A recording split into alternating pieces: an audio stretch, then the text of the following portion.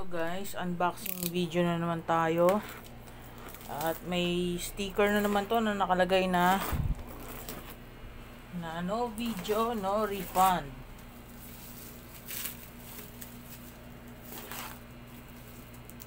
At emergency light to na binili ko. Link nasa description sa kaning gusto nyo bumili.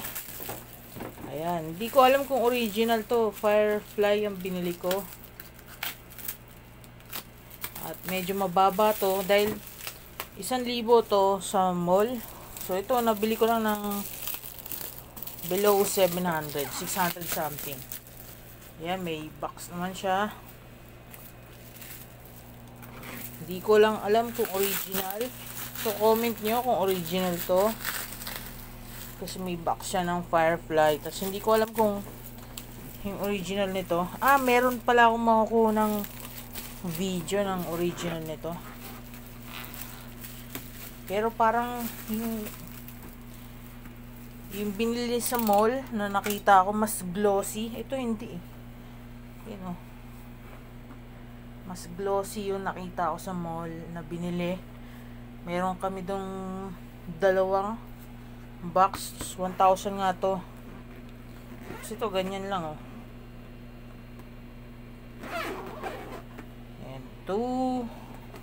Dalawa yung head niya, 16 hours daw, yung 32 pagka ano. Tapos yung papel niya hindi nga katulad nung isang ganito na sinasabi ko na makintab. So baka peke nga ito at ginaya lang yung, pero maganda yung kanyang foam. Ayan. Ganda ang kanyang foam. Tapos titigan din natin yung battery nito. So ayan, may kasama na siyang tornilyo at tox. Ayan, maganda yung foam niya. Ayan.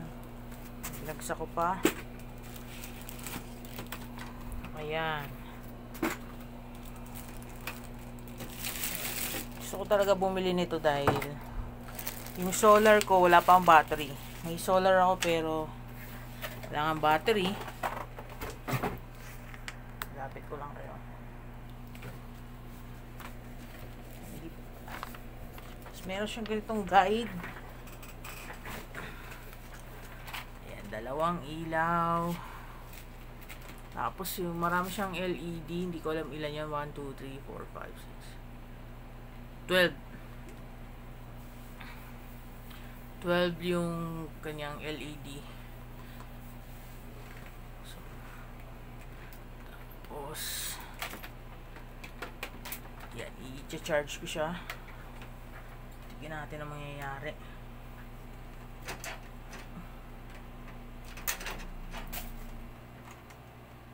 Yun, umilaw, sinaksak ko.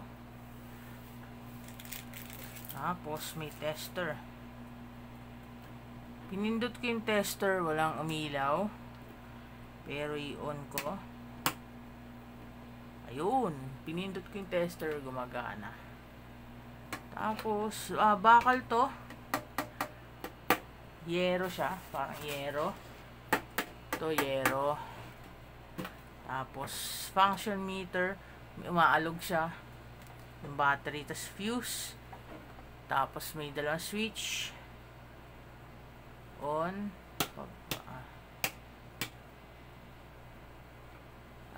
Tapos try natin i-unplug to. Kung ayan, gumagana. Ang ganda. So pinagkoli kaya namatay. Ito, dalawa yung tornilyo niya. I-off ko muna. Tapos unplug ko.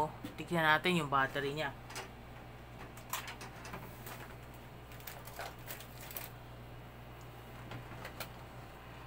Dalawa lang yung tornilyo dito. Wala pala siyang sticker na void if yung ano, void ng warranty kung bubuksan. Wala siyang ganon. Wala siyang ganon dito sa likod.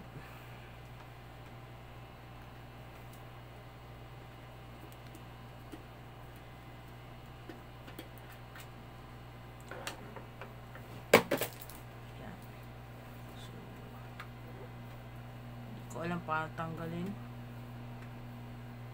yung cover.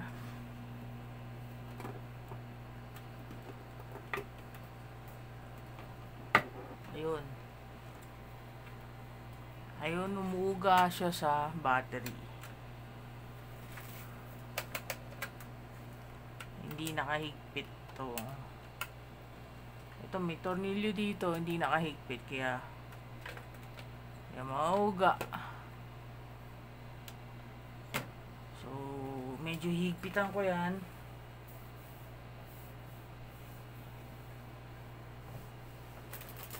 Ito may tornilyo siya dito. Ayan. Ito. Higpitan ko. Kasi medyo mauga nga.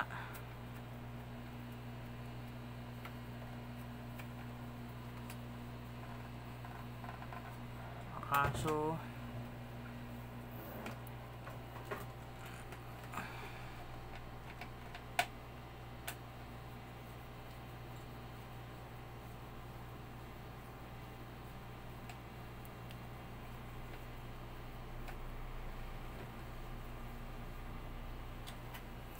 so, pangat lang dito ay lead acid nga siya. Yung battery niya, walang brand.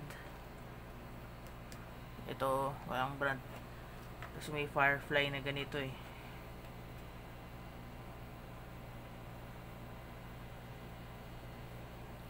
Pero mura lang naman yung battery na ganito. Tapos, kailangan lang i-maintain ng tama. Tapos, ganyan lang siya. Cheap lang talaga siya dito. Cheap lang siya.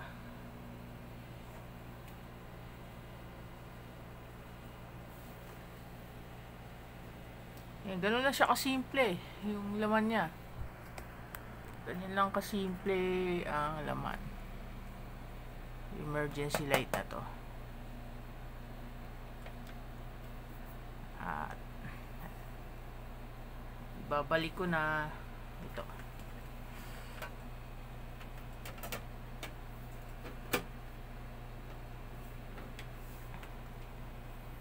So, i-charge ko na to, ikakabit ko na to sa baba din. Ibili pa ako ng isa pang ganito.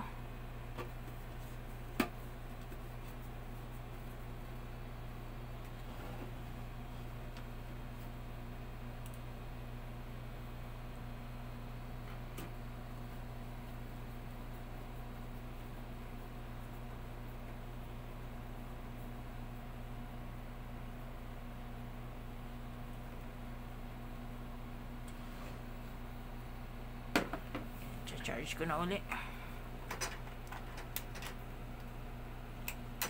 So, lalagyan ko to ng timer para yung timer na yung magme-maintain dito, mag-i-schedule.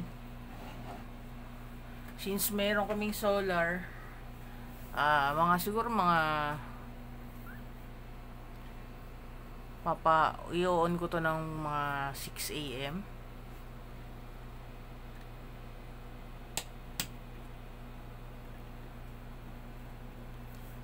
Ganon 6 AM i-on ko to hanggang 3 hours, tapos i-charge. Weekly gagawin ko yun, once a week. 3 hours i-drain, bali or 4 hours, ganon weekly, para hindi masira yung kanyang lead acid na battery.